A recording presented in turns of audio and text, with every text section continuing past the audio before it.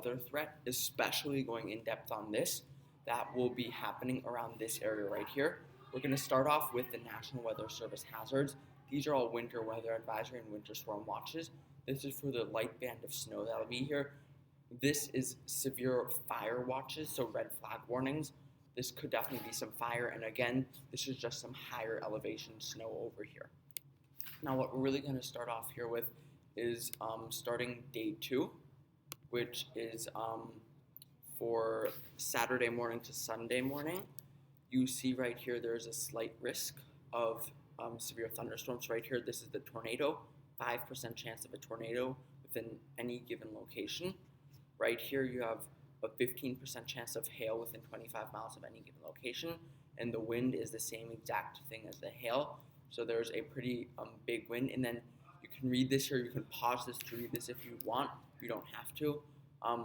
But then the next thing that we're going to be looking at is the Weather Prediction Center for excessive rainfall. So this is for Sunday into Monday. As you can see right here, there's a slight risk, 10 to 20% of flash flooding within 5 miles of any given location. I believe that's what it is. It might still be 25. Now, given this, I think it's going to increase, especially in 4 days, which they don't have, but I think tomorrow they will issue that. And then looking at the NAM 3 kilometer model, this is the United States CONUS, or this is the Continental United States. This is what the future radar could be looking like. As you can see, as we go out into the future, you kind of see this snow start to develop up here. And as this goes through, you see this storm will fully develop right here. And then it'll bring some rain to the northeast. But I think the main axis of winter weather will be right around this area here. Then you can look here, this is the Euro model. This is what the precipitation will look like into the future. This is our first storm right here. As you can see, a lot of ice in southern Canada, some snow. And if you go back right here, the Euro doesn't show as much snow, but still some snow here. And then this is where the severe weather could be happening, which is what we're going to talk about right now after showing you guys that there will be a second storm, followed by a third storm, followed by a fourth storm right here. So which is storm after storm after storm after storm. Okay, now for the severe weather threat. Today we're mainly going to be talking about the severe weather threat over here to the west of Chicago, to the west of the entire state of Illinois. So as you can see, we're actually going to start off all the way back here when this is the significant tornado parameter. So this is this parameter accompanied with a high K index, which shows you if they're going to be thunderstorms or not. This could mean that there may be some tornadoes and severe thunderstorms. So you see the time is going to be right here in Eastern time. So 11 p.m. on Friday, which is actually today, we may see some severe thunderstorms down here. If you look at if you keep going into the future, you see this is where our main threat is going to be. I know the significant tornado parameter doesn't look too high, but it definitely is going to be there, and it'll be accompanied by a lot of other parameters that will help severe thunderstorms form there. And this is something called the updraft helicity tracks. So as you can see right here, this is kind of just an indicator of when and where the storms will be. So as you can see, this entire area is going to be blanketed in thunderstorms, just moving through however they feel like. And this is really important. The updraft is basically the core of the thunderstorm. It's what really creates that hail. It goes up and down and up and down.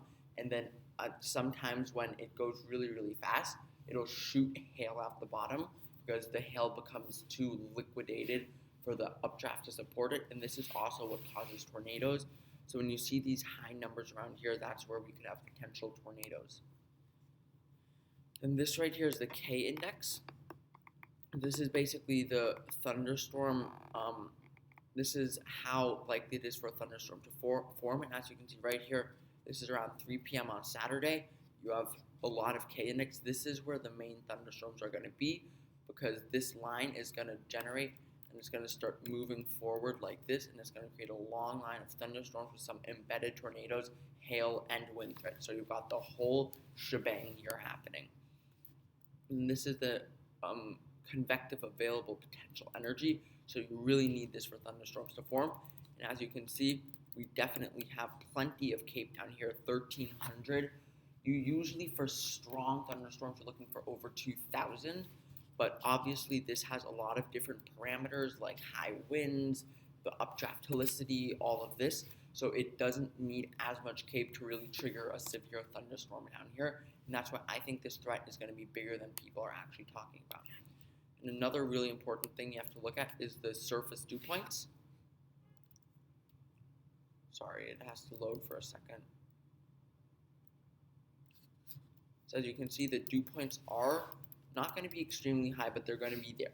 Usually for strong thunderstorms, you're looking for over 70, for severe over 60, but like said, you don't need as much moisture and convective available potential energy when you have that wind, those updraft helicities, that wind shear. So you're looking at maybe getting up to 60 dew points, 60 Fahrenheit dew point, but I do think the dew point and the convective available potential energy, the Cape, I'm going to start calling it, is really hindering any insane thunderstorm development here. So I think that threat is going to be there. It's going to be there. And like I said, if you live in this area here, I think you do need to be watching this. And then also, like, I haven't even talked about this, the day three outlook. This is for Sunday into Monday. You do have another big area. And then for day 4, again, I'm not talking about this because it's far out, but for day 4, you still do have a big area there. Sorry guys, I'm on the wrong Wi-Fi here.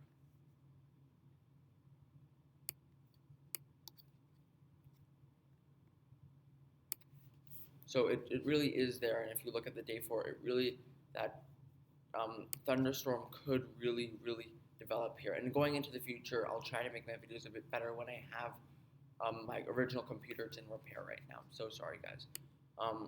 But basically here, this is snow, so this is the NAM 3-kilometer model. This is how much snow could fall, and as you can see here, we have a nice band of 6 to 12 inches of snow setting up here, obviously getting bigger into Canada, but then here in the higher elevations, it's a complete mess. Basically, the higher into the sky you are, the more likely that it will snow at your location. And another thing that people aren't talking about, and I'll show you guys here, this is about the rain. There's going to be some significant rain here. As you can see, there's 2-3 inches of rain. This is going to cause flash flooding, and even I think it could be possible that we will end up with some flooding down here out into the future. I think this is maybe a little too far out to tell, but like around next weekend time period, I think we're going to be dealing with some flash flooding everywhere in the eastern United States. Maybe not the northeastern, but I think down here and over here we could see some of that flash flooding. Florida is going to stay mainly dry. We're going to talk about you guys in 1 second here. But right here you have, this is basically what's going to happen in the next 60 hours. So as you can see, we're going to have some light rain in the northeast, not a lot going on. Temperatures, it's pretty cold here today, but nothing, extreme. It's going to stay pretty cold. Then tomorrow it's going to get a little warmer. And then Sunday it's going to get even warmer, maybe even hitting 60, 65 Fahrenheit. So definitely a sense of spring right there. And then this is the Euro model. So as you can see, we've got that storm that's going to move through Tuesday. So that's in about 5 days. I think this is honestly just going to be only rain unless you're very high into the northeast, and most of Maine will get snow from this. Then what we're going to talk about next is the Florida severe threat on Thursday and Friday. As you can see right here, there is a threat for some severe thunderstorms. Obviously, we can't pinpoint it because this is in a week out, but I'm just showing you guys, this is the Euro model, the GFS model, this is the K index. It definitely agrees, and I think the GFS model is actually showing the potential for some pretty extreme thunderstorms. See, it's paired with plenty of Cape. I didn't even see this. This is plenty of Cape down here, blanketed 1,500. That's definitely enough to cause some thunderstorms.